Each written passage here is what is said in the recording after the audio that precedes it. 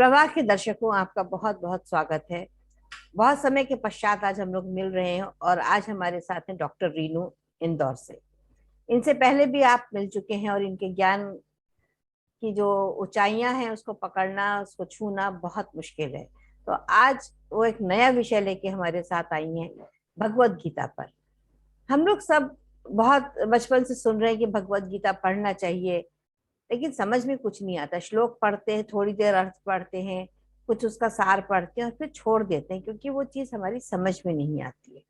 तो उसको किस प्रकार से समझना है, क्या उसका गूढ़ अर्थ है, जहाँ पे उन्होंने, कृष्ण जी ने ज्ञान भक्ति कर्म तीनों के ऊपर हमको उपदेश दिया है। लेकिन हमें लगता है कि नहीं, ये बात समझना बहुत कठिन है कि ज्ञान अलग है, भक्ति अलग है, कर्म अलग है। लेकिन वास्तविकता यह है कि वो सब एक है। तो आज रीनू जी हमको कुछ भक्ति के बारे में बताएंगे कि जो उन्होंने उससे समझा है और क्या उनकी समझ में आया और वो किस प्रकार से उसको हम तक पहुंचाएंगी। ये हम लोग रीनू जी से ही समझेंगे। तो रीनू जी, आपका बहुत बहुत स्वागत है हमारे चैनल पे। थैंक यू लेखा जी, धन्यवाद। आपका स्वागत। Thank you so much. तो प्रभा के सभी दर्शकों को मेरा प्यार भरा नमस्कार सबसे पहले। उसके बाद हम आज का ये विषय स्टार्ट करते हैं। तो आज हम भगवत गीता के लिए जो आज लेखा जी ने मुझे यहाँ पे आमंत्रित किया है, तो मुझे बहुत ही प्रसन्नता हो रही है, क्योंकि भगवत गीता एक सिर्फ एक धार्मिक ग्रंथ ही नहीं है हिंदुओं का, हम उसे ये मान कर ना चले, बल्कि जीवन को किस तरह से जीना है, जीवन जीने की कला इसमें पूरी तरह से बताई गई है। तो ना सिर्फ मैं, बल्कि ये जो एक चेतना है वो सब जगह अब फैलने लगी है कि भगवत गीता सभी को पढ़ना बहुत आवश्यक है। तो क्योंकि जिस तरह से कोई इंस्ट्रूमेंट जब होता है उसको कैसे चलाना है, तो उसके इंस्ट्रक्शंस सब जगह होते हैं। तो इसी तरह से दिए जाते हैं साथ में, तभी हम उस इंस्ट्रूमेंट को अच्छी तरह से चला सकते हैं। तो इसी तरह से हमारे जीवन के लिए जो इंस्ट्रक्शंस हैं, चाहे हम जीवन में कुछ भी कार्य कर रहे हैं, किस तरह से जीवन को जी रहे हैं, उसके लिए भी कुछ नियम है, कुछ इंस्ट्रक्शंस हैं, जो आज की इस भौतिकवादी दुनिया में हम बाकी चीजें तो पढ़ लेते हैं, लेकिन जीवन को जीने के क्या इंस्ट्रक्शंस है वाकई में, कैसे हम पेन और सफरिंग इनको सहते हुए कहूं या इनका असर हम पे ना हो, उस इनके साथ भी हम एक खुशहाल जीवन, जॉयफुल लाइफ कैसे जी सकते हैं, वो सारे इंस्ट्रक्शंस भगवत गीता में हैं। तो इसको जानना समझना मुझे लगता है आज के जीवन की एक बहुत बड़ी आवश्यकता है, और इसको सबको पढ़ना ही चाहिए और समझना ही चाहिए। बहुत खूबसूरत बात आपने कही। देखिए दर्शकों, यहाँ पर इन्होंने जो पॉइंट अभी उठाया है, ये जीवन जीने की कला है। हम लोग जब उसको पढ़ते हैं, बहुत से लोग उसको एक धार्मिक ग्रंथ की तरह पढ़ते हैं, तो उसको उस तरह से ना समझे और केवल उसमें उपदेश दिया गया है जो हमें लगता है कि शायद कृष्ण ने अर्जुन को जो उपदेश दिया है वही उसका सार है। लेकिन जो जीवन जीने की कला आज हम सीखने जा रहे हैं, उसके लिए रेणु जी आपका बहुत बहुत आभार कि आपने इतनी गहराई से उसको समझा है और हमारे दर्शक आज उससे अवश्य लाभान्वित होने वाले हैं। जी। तो यहाँ पर जैसा आपने अभी बोला कि कृष्ण जी ने अर्जुन को उपदेश दिया है, तो अर्जुन, यहाँ पे अर्जुन किसको, पूरे एक ह्यूमन, जो हम हैं एक ह्यूमन कॉन्शियसनेस में रहते हैं, बॉडी कॉन्शियसनेस में, उसको रिप्रेजेंट करते हैं अर्जुन। तो वो जो एक उपदेश है वो सिर्फ अर्जुन के लिए नहीं है, अर्जुन के माध्यम से पूरी ह्यूमैनिटी के लिए वो एक उपदेश है कि किस तरह से हमको रहना है, किस तरह से हमें जीना है, किस तरह से बिहेव करना है, ये सब बातें उसमें बताई गई हैं। बहुत तो खूबसूरत। आ, तो क्योंकि अर्जुन उनके एक क्या कहें कि एकदम योग्य शिष्य थे, पात्र थे, तो हम्म। पात्रता देखकर ही कृष्ण जी ने उनको ये उपदेश दिया था। तो सबसे पहला जो गीता में जो चीज मैंने सीखी और पढ़ी, ये कि आप जिसको भी कोई बात बताते हैं या कुछ भी ज्ञान देते हैं, तो पहले जो ग्रहण करने वाला है उसकी पात्रता होनी भी बहुत जरूरी है। बहुत सुंदर बात है। ये पात्रता की बात बहुत खूबसूरत कह रही है, क्योंकि बिल्कुल। अक्सर हम लोग कुपात्र को ही चीजें देने की चेष्टा करते हैं और वो हम्म। फलीभूत नहीं, इसीलिए नहीं होती है शायद। और किसी भी ज्ञान के लिए पात्रता बढ़ाने के लिए या पात्रता होने के लिए सबसे पहली शर्त होती है श्रद्धा होना, यानी सरेंडर में होना। आप जिससे सुन रहे हैं, जिसको गुरु मान रहे हैं या जहां से भी ज्ञान ले रहे हैं, अगर आप सुनने बैठे हैं तो सबसे पहले आपके मन में श्रद्धा होनी चाहिए, आप में सरेंडर का भाव होना चाहिए, तभी उस ज्ञान को आप अच्छी तरह से ग्रहण कर सकते हैं, आत्मसात कर सकते हैं। तो अर्जुन में ये योग्यता थी, इसलिए श्री कृष्ण ने अर्जुन को ये उपदेश दिया और अर्जुन के माध्यम से ये पूरी मानव जाति के लिए उपदेश था। जिस तरह से अर्जुन उस समय अपने प्रिय गुरु और अपने पितामह को देखकर विचलित हो गए थे कि मुझे इनको नहीं मारना है, तो उनकी जो उस समय जो स्थिति थी वो पूरी तरह से एक बॉडी कॉन्शियसनेस में थे, शरीर को ही प्रधानता दे रहे थे, शरीर और शरीर के जो संबंध है उनको। तो उस समय कृष्ण जी ने उनको जो आगे बढ़ाया और इस बात के लिए प्रेरित किया कि तुम सिर्फ शरीर को देख रहे हो जबकि हम सब आत्मा हैं, तो तुम्हारी ये ड्यूटी है, तुम शरीर पर मत जाओ, शरीर को छोड़कर आत्म स्थिति में आओ और अपने इस कर्तव्य को पूरा करो, जो भी तुम्हारा कर्तव्य है। ये सब बातें हम सभी जानते हैं। तो आज का जो हमारा मेन विषय है वो है भक्ति योग, जो गीता में भक्ति योग के बारे में बताया गया है। तो हम डायरेक्टली अब उस पर आएंगे। नहीं, उसके पहले मेरा एक ये प्रश्न है कि जैसे हम और आप आध्यात्मिकता से जुड़े हुए हैं, हम स्पिरिचुअलिटी में हैं, तो हम इस चीज को समझ पाते हैं कि हम केवल शरीर नहीं आत्मा है। लेकिन जो जनमानस है वो तो अभी शरीर से ऊपर उठ नहीं पा रहा है, उसको तो ये भान ही नहीं है कि हम किस तरह से उससे विलग हो। तो जो एक बात आपने और बहुत खूबसूरत कही कि हम जो मानव चेतना, एक कॉन्शियसनेस की बात जो आपने कही कि उन्होंने केवल अर्जुन को नहीं हम सबको उपदेश दिया है, तो ये बात दर्शक को बहुत अच्छे से समझने की, और तभी हम इस ज्ञान को ग्रहण कर सकते हैं, चाहे वो कोई भी मार्ग हो। तो जो ये भक्ति की भी बात आ रही, यहाँ पर भी हमें पूरी तरह से सरेंडर मोड में आना ही पड़ेगा। अगर हम ये सोच करके इस एपिसोड को सुनेंगे तब हमको समझ में आ पाएगा कि हाँ, हम सही मार्ग पे चल रहे हैं, और केवल बातें ही बातें नहीं, उसकी गहनता को, उसकी गूढ़ता को समझने का प्रयास कीजिएगा। जी रीनू जी।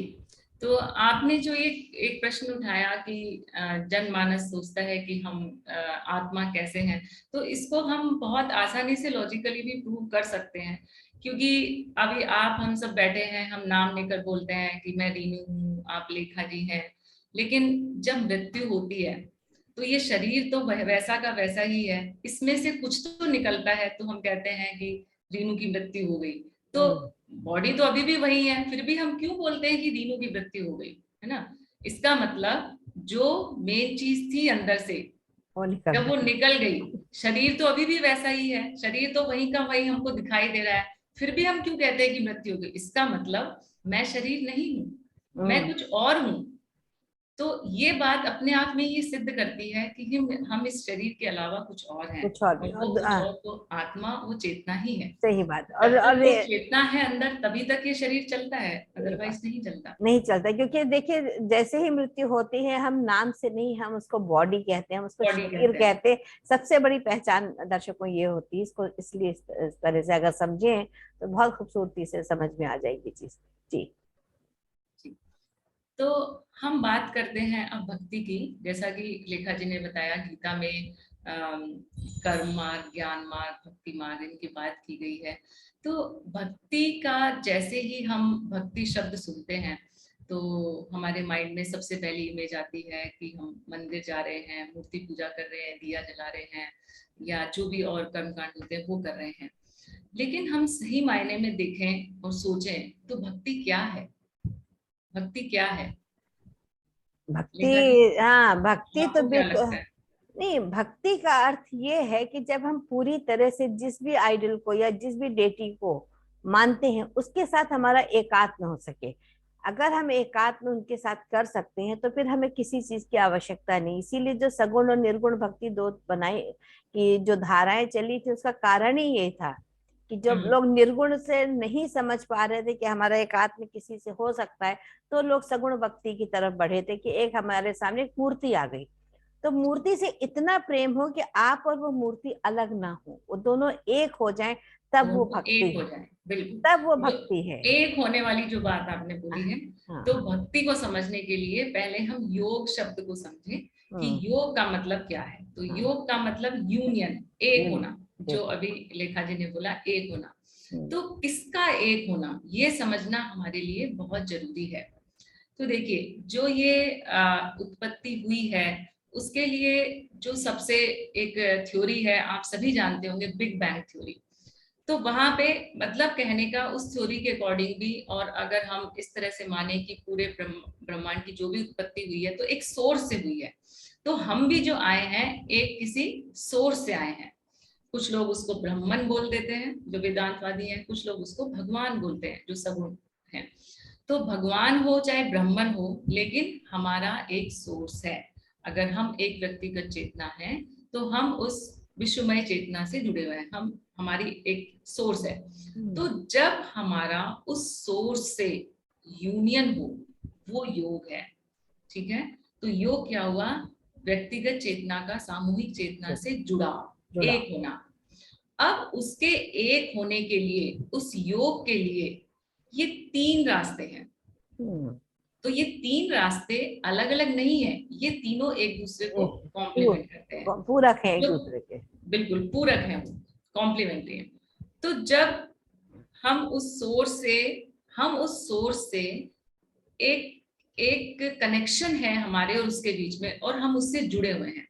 लेकिन इस धरती पर आकर अज्ञान की वजह से, या हम जिसे इल्यूजन या माया कहते हैं, उसकी वजह से वो जो कनेक्शन है वो हम अनुभव नहीं करते।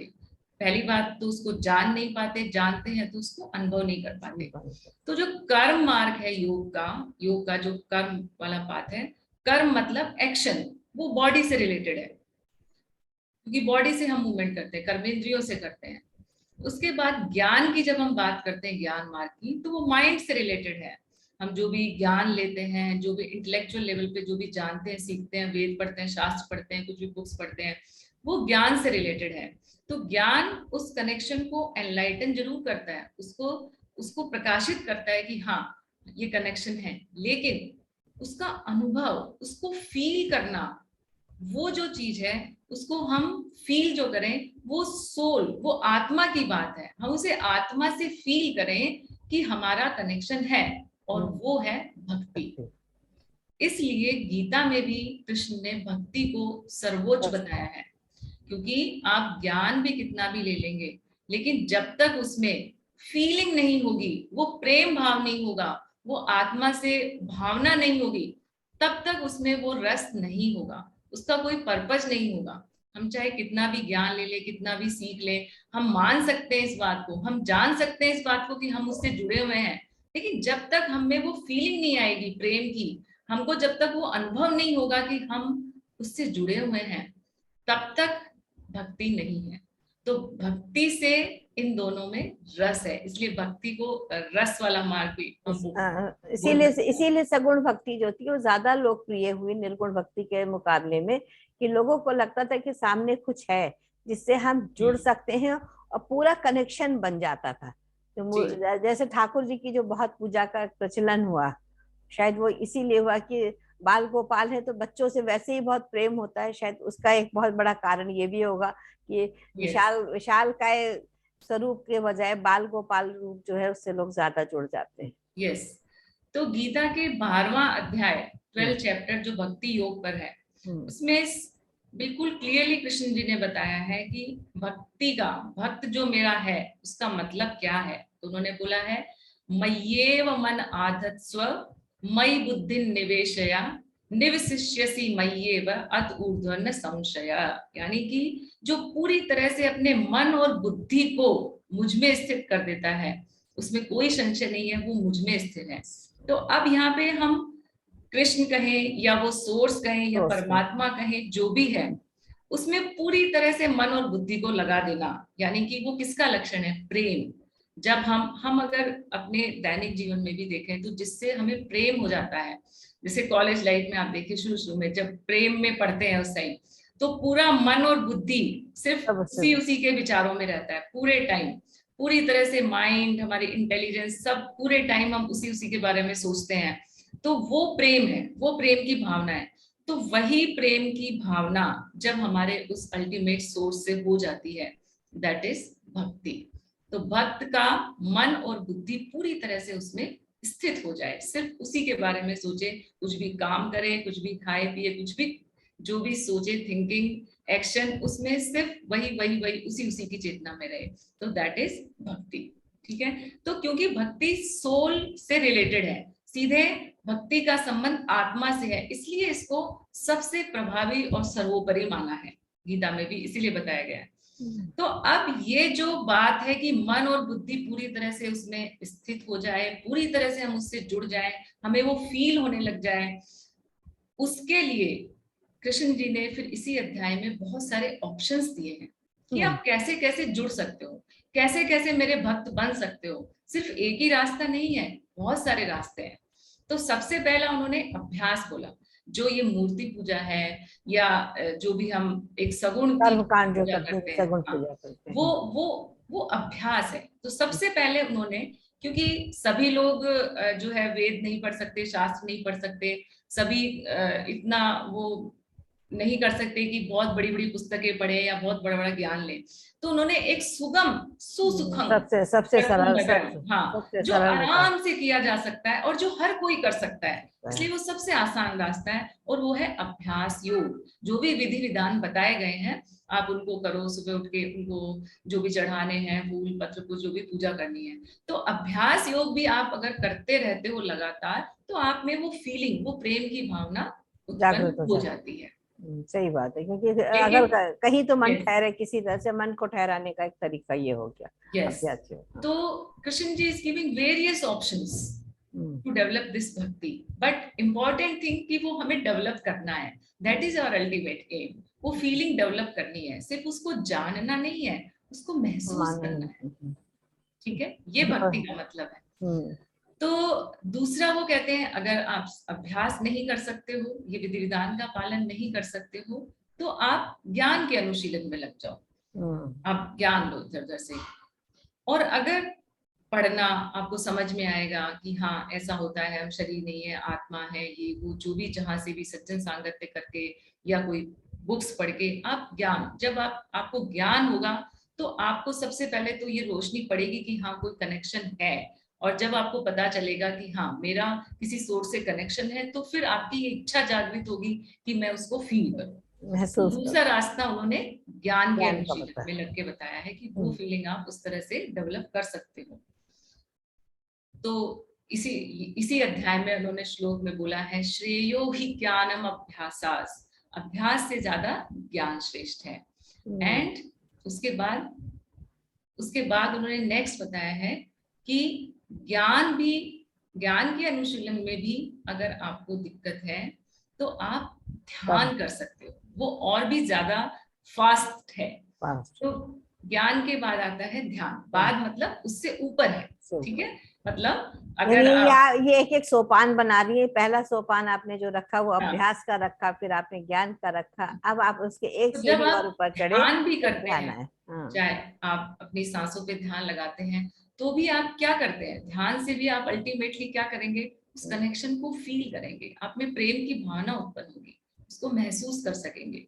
तो ध्यान, और ध्यान से भी ऊपर उन्होंने एक और बताया, वो क्या है, अगर ध्यान भी नहीं आप कर पा रहे हैं, तो कर्म फल का त्याग। तो he is giving various options कि आप जिस लेवल पे हैं, जो करना चाहते हैं वो करिए, बट पूरी तरह से अपने मन बुद्धि को मुझ में स्थिर कर दो, यानी सोर्स से जुड़ जाओ, यानी सरेंडर कर दें। तो उसके बाद अगर आप कार्य करते हैं, तो मेरे ख्याल से बहुत ही खूबसूरत बात है। देखिए, समझने की बात है। हम लोग अभी तक गीता को किस प्रकार से समझ रहे थे, हमें लगता था कि उसमें केवल कर्म की बात है, लेकिन रीनू जी ने बताया कि उसमें भक्ति भी है, उसमें ज्ञान भी है, उसमें ध्यान भी है। सारे ऑप्शंस आपको उन्होंने दिए हैं, मगर आप करिए। हाँ रीनू। सो कर्म फल त्याग, हम देखें कर्म फल त्याग का मतलब क्या है, ये समझना भी बहुत जरूरी है। इसको हम दो तरह से समझ सकते हैं कि कर्म फल का त्याग होता है। अगर कई लोग कहते हैं कि हमसे ध्यान नहीं होता, कई लोग जो है विधि विधान का पालन भी नहीं कर पाते, फिर उसके बाद उनको बुक्स पढ़ने में भी कम इंटरेस्ट होता है या वक्त नहीं मिलता, तो ज्ञान का अनुशीलन भी उनके लिए मुश्किल होता है, ध्यान भी ज्यादा देर लगाकर नहीं बैठ पाते। तो एक और तरीका जो उन्होंने बताया वो है कि कर्म फल का त्याग। तो कर्म फल के त्याग का क्या मतलब है, इसको हम दो तरह से समझ सकते हैं। एक तो जो आप सब बचपन से सुनते आ रहे हैं कि कर्म करो फल की चिंता मत करो, यानी कि जो भी काम करो वो एंजॉयमेंट के लिए करो, आपको उससे खुशी मिल रही है, आपको उससे एंजॉय, आप उसको आनंद प्राप्त हो रहा है आपको उससे, आप ये मत देखो कि उसमें मेरा क्या फायदा है मुझे, तो रिजल्ट की चिंता मत करो। एक तो ये है मतलब कर्म फल त्याग। दूसरा इसका मतलब है कि आप अभी इस जीवन में आपको जो भी अच्छा मिल रहा है, आप सपोज आप बहुत अच्छी फाइनेंशियल पोजीशन में, आपके पास पद है, प्रतिष्ठा है, सारी सुख सुविधाएं हैं, तो वो आपके अच्छे कर्मों का फल है, इसलिए आपको इस जीवन में वो मिला हुआ है।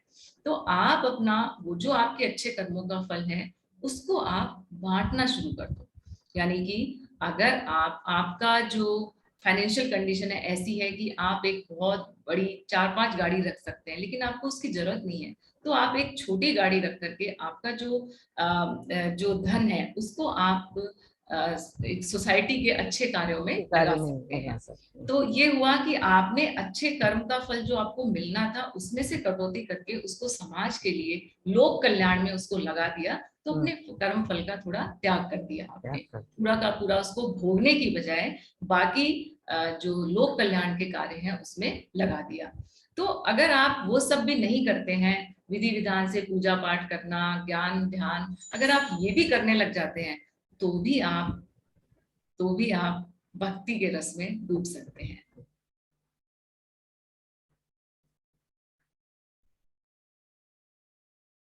हाँ। तो हम कर्म फल त्याग को दो तरह से समझ सकते हैं। एक तो जो हम बचपन से सुनते आ रहे हैं कि कर्म करते रहो और फल की चिंता मत करो, यानी रिजल्ट के बारे में मत सोचो। अगर आपको उस काम को करने में आनंद मिल रहा है तो आप ये मत सोचो कि इससे मुझे फायदा क्या होगा, इसका रिजल्ट क्या रहेगा, या आपने कुछ भी काम किया है, आपका कर्तव्य है, तो ये मत सोचो मैं सक्सेस होऊंगा या नहीं होऊंगा, ये आप सभी जानते हैं। लेकिन एक दूसरा मतलब भी है कर्म फल त्याग को जो हम समझ सकते हैं, वो ये है कि इस जीवन में हमको जो भी धन पद मान प्रतिष्ठा, अगर हम एक बहुत अच्छा जीवन जी रहे हैं तो वो हमारे पिछले जन्म के पुण्य कर्मों का फल है, अच्छे कर्मों का फल है। तो हम उस कर्म फल को, जो हमें भी अच्छे कर्म का फल मिल रहा है, उसको हम लोक कल्याण में लगाना शुरू कर दें तो हमें रियल जॉय का अनुभव होगा। ठीक है, तो कैसे, जैसे कि आपको अभी आपकी इतनी फाइनेंशियल पोजीशन ऐसी है कि आप 4-5 गाड़ी रख सकते हैं या बड़ी गाड़ी रख सकते हैं, तो उसके बदले आप एक छोटी गाड़ी रखिए और बाकी का जो आपका धन है उसको आप लोक कल्याण में, समाज कल्याण में के लिए लगाइए। तो अब आपने क्या किया, आपको जो कर्म फल मिल रहा था, अच्छे कर्मों का फल, उसको पूरा अकेले भोगने की बजाय सबके लिए प्रस्तुत किया, यानी बांट देना, लोक कल्याण में अपने आप को लगा देना। तो ये है कर्म फल त्याग। तो अगर आप विधि विधान से उनकी पूजा नहीं कर पा रहे हैं, ज्ञान का अनुशीलन भी नहीं कर पा रहे हैं, ध्यान भी आपसे नहीं हो पा रहा है, तो आप कर्म फल का त्याग करके भी भक्ति रस में डूब सकते हैं, उस कनेक्शन को फील कर सकते हैं, यानी वो जो योग है, यूनियन है, उसको महसूस कर सकते हैं। क्योंकि लोगों को ये बात समझना बहुत मुश्किल होता है कि कर्म फल का त्याग, ये आपने जो उदाहरण दिया, इसमें एक उदाहरण ये भी हो सकता है कि हम जो भी कर्म करते हैं उसमें हमारी एक एक्सपेक्टेशन होती है कि लोग हमें उसमें हमारी तारीफ करें, उसमें हमारा अटैचमेंट होने लगता है। तो दर्शकों, वो भी जो अगर हम त्याग करते हैं तो वो भी एक बहुत बड़ी चीज होती है कि धीरे धीरे धीरे हम उससे हटने लगते हैं, कि हम जो भी कर्म करते हैं उसमें तुरंत हमको लगता है कि इसका हमको रिजल्ट पॉजिटिव मिले। अगर किसी ने मना कर दिया कि चीज अच्छी नहीं तो हम बुरा भी मान जाते हैं। तो ये चीज भी जो होती है ये भी नहीं होनी चाहिए। ये आपने बहुत ही अच्छा पॉइंट उठाया है। कर्म फल त्याग का ये भी मतलब है, हम थोड़ा सा कुछ करते हैं तो हमें लगता है हमें तारीफ मिले, सिंपली खाना भी बनाते हैं तो हमें लगता है कि कोई बोले खाना अच्छा बना है, तो वो जो उम्मीद है, एक्सपेक्टेशन है, उसको भी छोड़ देना, मुश्किल होता है। लेकिन अगर हम सर्च को प्रयास करें तो कोई भी चीज असंभव नहीं है। क्योंकि हमारी शायद जो धारणाएं बनी हुई है, जो हमारी अपब्रिंगिंग है, वो ऐसे ही थी। तो अब धीरे धीरे अगर हम इन चीजों को सुनते हैं और समझ लें कि यहाँ से हम कर्म फल का त्याग कर सकते हैं, तो ये बहुत सहज और सरल उपाय है। हम कुछ भी ना कर पाए, हम किसी नियम कानून को ना मान पाए, लेकिन ये रीनू ने जो बताई है, बहुत ही खूबसूरत बात बताई है कि इस तरीके से हम धीरे धीरे एक्सपेक्टेशंस को अगर कम कर दें और जो मिल रहा है उसको हम स्वीकार करते चले जाएं जीवन में प्रेम पूर्वक, तो शायद जीवन बहुत आनंदमय हो जाएगा। सही बोला मैंने? बिल्कुल लेखा जी, बहुत बिल्कुल तो, सही बोला आपने। तो भक्ति में और क्या कहा कृष्ण जी ने यस, इसके अलावा? तो भक्ति में कृष्ण जी ने पहले तो ये बताया कि भक्ति है क्या, हम्म। पूरी तरह से मन और बुद्धि को उन्होंने उसमें स्थित कर स्थिर दिया। कर देना। फिर आप भक्ति, ये जो फीलिंग है, जो प्रेम भावना है, हम्म। इसको आप किस किस रास्ते से, क्या क्या बहुत सारे ऑप्शंस दिए, कैसे प्राप्त कर सकते हो। और फिर तीसरा बताया कि भक्त के लक्षण फिर क्या होते हैं, जो अरे भक्त वाह। हो जाता है, जिसमें हम्म। ये प्रेम भावना पैदा हो जाती है, जो भक्त बन जाता है। या हम्म। आप कहें कि आपको कैसे पता चलेगा कि आप भक्त हो हाँ। गए, या उस स्टेज तक पहुंचने के लिए आप में क्या क्या क्वालिटीज होनी चाहिए। तो हम्म। इस अध्याय में आगे उन्होंने यही बताया है। तो आज हम सिर्फ एक श्लोक को लेंगे, हम्म। क्योंकि बहुत सारे श्लोक हैं, लेकिन जो एक जो हाँ। सबसे आज। अच्छा मुझे लगता है, जो मेरा प्रिय है, हम्म। तो कि भक्त के लक्षण क्या क्या होते हैं। तो जब वो प्रेम रस में डूब जाता है, जब उसमें वो भावना आ जाती है, वो फीलिंग्स डेवलप हो जाती है उस परम सत्ता के लिए, तो उसको सभी में वही दिखाई देने लगता है। तो श्लोका जो है, ये 13वां श्लोक है हम्म। 12वें अध्याय का। अद्वेष्टा सर्वभूतानां मैत्रः करुण एव च, निर्ममो निरहंकारः समदुःख सुखः क्षमी। बहुत अच्छा। तो अद्वेष्टा, पहला लक्षण भक्त का क्या होता है कि वो अद्वेष्टा सर्वभूतानाम, सर्वभूतानाम जितने सर्वभूतानाम में सारी योनियां, सिर्फ ह्यूमन ही नहीं, मानव जाति ही समझ नहीं, सकती होंगी। पेड़ पौधे पशु पक्षी जितनी भी योनियां हैं, मच्छर कुछ भी है, इंसेक्ट्स हैं, सब, उन सब के लिए वो अद्वेष्टा, यानी उसे किसी से भी संभव। ईर्ष्या नहीं है, संभाव आ जाए उनको। समभाव आ जाता है। किसी से भी ईर्ष्या नहीं है, आपस में भी ईर्ष्या नहीं है। ये एक बहुत ही बड़ी चीज है, क्योंकि आजकल जिस भौतिक दुनिया की भाग दौड़ में हम लगे हुए हैं, आगे जो स्पर्धा और ये जो घूम रहा है, ये मेरे से आगे निकल गया, वो मेरे से पिछड़ा, ये जो ईर्ष्या है, ये बहुत ही कॉमन चीज हो गई है। तो सबसे पहली चीज, क्योंकि भक्त को क्या होता है, सब में वही दिखाई देने लगता है, क्योंकि सभी उस परमात्मा के अंश हैं, सभी आत्मा है। तो सबसे पहले उसका क्या हो जाता है, वो अद्वेष्टा हो जाता है। उसके लिए जो है ईर्ष्या सब खत्म हो जाती है, सब बराबर हो जाते हैं। किसी और की भी प्रोग्रेस हो रही है तो उसे लगता है मेरी ही हो रही है, क्योंकि हम सब एक ही परमात्मा के अंश है। वही जो आत्मा मेरे अंदर है, वो उसके भी अंदर है। उसके बाद मैत्रक करुण एव च, मैत्रक यानी वो मैत्री भाव में, सब उसके मित्र हैं, पेड़ पौधे भी उसके मित्र हैं, इंसेक्ट्स भी उसके मित्र हैं, एनिमल्स भी उसके मित्र हैं। तो सब में जब मित्रता दिखाई देती है, तो हम कॉकरोच निकलने पर, चींटियां निकलने पर, या फिर मैं सिंपल सिंपल आपको एग्जांपल दे, जो अपनी दैनिक जीवन में करते हैं, जिससे कि सब लोगों को ये समझ में आए कि गीता जो है दैनिक जीवन में उतारने वाली चीज है। तो सबसे मैत्री भाव, और जब भक्त बन जाते हैं, वो प्रेम की भावना जब हमें महसूस होने लगती है, तो हम इतने मैत्री भाव में आ जाते हैं कि उसको मार ही नहीं सकते। कॉकरोच दिखाई दे गया, तुरंत सोचते हैं कि अरे लाओ हिट छिड़को, इसको मार दो, लेकिन ऐसा नहीं करना है। और भी बहुत सारे तरीके होते हैं। दूसरा, नॉनवेज खाना, हमें शाकाहारी होना है, क्योंकि वो भी एक मित्रता का भाव जब उत्पन्न हाँ, होगा, तो मैत्री हम भाव किसी को होता भी है। हिंसा नहीं पहुंचाने पाएंगे, पहुंचाना चाहेंगे, क्योंकि वो सब हमारे मित्र हो गए। तो भक्त का दूसरा लक्षण है मित्रता, मैत्री भाव, सबसे मैत्री रहना। तीसरा उन्होंने क्या बताया, करुण, मैत्र करुण एव च, करुणा की भावना, करुणा की भावना कंपैशन, से पहचान आ जानी चाहिए। कंपैशन, सबका उद्धार हो। जो भी, अगर हम आत्मज्ञान को देखें या हम किसी भी और चीज को देखें, तो जो मेरे पास है वो सबको मिले, ना सिर्फ मेरी इस सोसाइटी तक, ना सिर्फ मुझको, ना सिर्फ मेरे परिवार तक भी सीमित नहीं रहना है, सिर्फ समाज तक सीमित नहीं रहना है, फिर लोग देश तक सीमित हो जाते हैं, इंडिया है, अमेरिका है, एक्सेप्ट ही नहीं कर पाते एक दूसरे कंट्रीज को भी, इसीलिए इतने युद्ध उद्ध के हालात हो रहे हैं रशिया और यूक्रेन के। तो लेकिन अगर ये बात सबको समझ में आ जाए तो कंपैशन, सबको वो आत्मज्ञान मिले, सब तक हम वो चीजें पहुंचाएं जो हमारे पास है, जो हमें लगता है बहुत वैल्यूबल है, बहुत अच्छा है, वो सबके पास हो, दैट इज कंपैशन। ठीक है, करुणा की भावना। उसके बाद अगला वो कहते हैं निर्ममो निरहंकारस। निर्ममो जिसमें ममकार नहीं हो, ये मेरा है, ये मेरा नहीं है, जबकि सब कुछ क्या है, उस परम सत्ता से आया हुआ है, हम सिर्फ भोगने के लिए हैं यहाँ पे। उसको काम में लिया, उसके बाद उस पर हक नहीं जताना कि हम इस तरह से बिहेव करने लग जाते हैं कि ये एक घर बना लिया तो ये घर मेरा ही है, इतने अटैचमेंट में आ जाते हैं, ममकार की भावना आ जाती है कि उसको छोड़ते जाने में फिर हमें दुख होता है। लेकिन ये वैसा ही है जैसे बच्चे जाते हैं मॉल में वीडियो गेम खेलते हैं, वहां पे उसको खेल लिया कुछ देर, उसके बाद उसको ऐसा नहीं कि उसको आप साथ में चिपका के ही घूमोगे, उसको वहीं छोड़ के आ जाते हैं, ठीक है खेल लिया, किसी और का था, खेल के चले गए। तो इसी तरह से यहाँ पे इस पृथ्वी पर आकर हमें इस जीवन में जो भी मिला है उसको बिना ममकार के, वो हमें मिला है, किसी दूसरे की संपत्ति है, दूसरे मतलब उस परम सत्ता की सोर्स से वो आया है, उसको बस उपयोग करना है।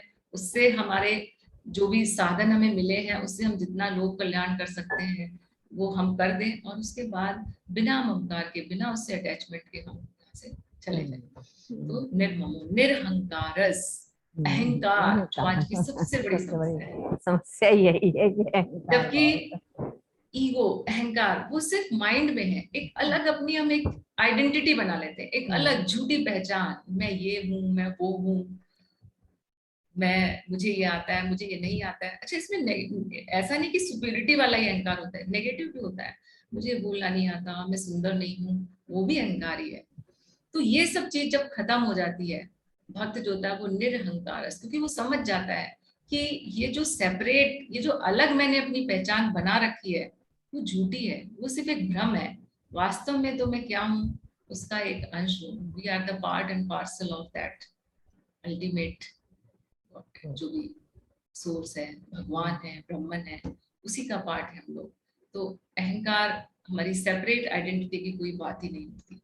तो निर्ममो निरहंकारस एंड सम दुख सुख क्षमी, यानी सुख दुख में सब एक जैसा, जो भी डिफिकल्टी आती है तो उसको वो सहन करता है, ये सोच के कि जिस तरह से ये शरीर मैं नहीं हूँ, शरीर टेम्परेरी है, तो जो भी ये आया है, सुख आया है चाहे दुख आया है, ये भी टेम्परेरी है।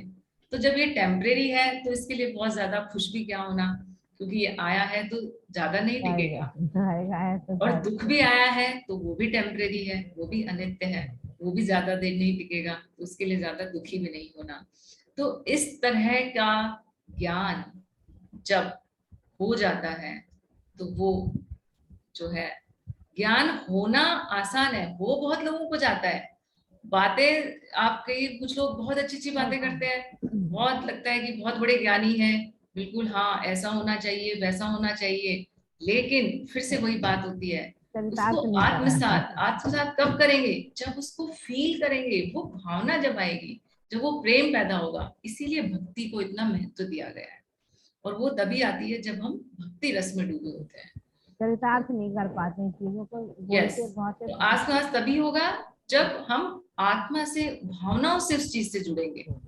सिर्फ माइंड से जब हम जुड़ते हैं किसी भी चीज से, जब हम बॉडी से जुड़ते हैं या माइंड से जुड़ते हैं, तो क्योंकि ये दोनों टेम्परेरी है तो वो जुड़ाव भी टेम्परेरी रहता है, फिर वो ज्यादा देर टिकता नहीं है। हम किसी के कहने से 3-4 दिन उस काम को कर भी लेते हैं, हाँ अहंकार नहीं होना चाहिए, 3-4 दिन हमने प्रैक्टिस किया, उसके बाद खत्म, क्योंकि हम में वो फीलिंग डेवलप हुई नहीं ना। इसीलिए भक्ति बहुत इंपॉर्टेंट है, यानी कि भक्ति के इस अवस्था तक पहुंचना बहुत इंपॉर्टेंट है, बहुत सुंदर, बहुत बढ़िया तभी बात हम आपने उसको बताई। आत्मसात कर पाते हैं और उन चीजों को अपने जीवन में उतार पाते हैं। तो दर्शकों, आशा है आपको समझ में आया होगा कि भक्ति क्या है और भक्ति के लक्षण क्या है। तो सबसे बड़ी चीज तो जो है कि विदाउट एक्सपेक्टेशन, काम को करा जाए। सबसे पहले अगर हम यहाँ से शुरू करते हैं तो हम जीवन में बहुत आगे बढ़ सकते हैं, लेकिन हमारे लिए ये भी बहुत कठिन होता है। लेकिन अगर हम प्रयासरत रहेंगे, अगर हम उन चीज़ों को जीवन में उतारना धीरे धीरे भी शुरू करेंगे तो हम बहुत आगे बढ़ सकते हैं। और गीता से जो उपदेश है वो क्या है वो हमको समझ में आएगा। तो इसके आगे मुझे हमको आगे अपने एपिसोड में फिर से और कुछ लोगों के साथ आएंगी और बताएंगी कि किस प्रकार से हमको ज्ञान की भी बात है, अभी तो भक्ति के भी और बहुत सारी चीजें हैं जो वो हमें बताएंगी। उसको हम सुनेंगे और समझने की चेष्टा करेंगे। और सबसे बड़ी बात है केवल सुनना नहीं है, चरितार्थ करना है, आत्मसात करना है, तभी जीवन सफल हो सकता है। तो वीरू जी, आपका बहुत बहुत आभार कि आप आई और आपने इतना ज्ञान हमारे साथ साझा करा है। तो दर्शकों, आपके लिए एक काम है, यानी उसको लाइक करें, शेयर करें और सब्सक्राइब करें। तो इतनी सुंदर जो वार्ता है ये जब जब तक जनमानस तक पहुँचे और गीता के बारे में इसी प्रकार से हम और एपिसोड लेकर आपसे जुड़ते रहेंगे। तो आपका वीरू जी बहुत बहुत आभार, धन्यवाद हमारे साथ जुड़ने के लिए और दर्शकों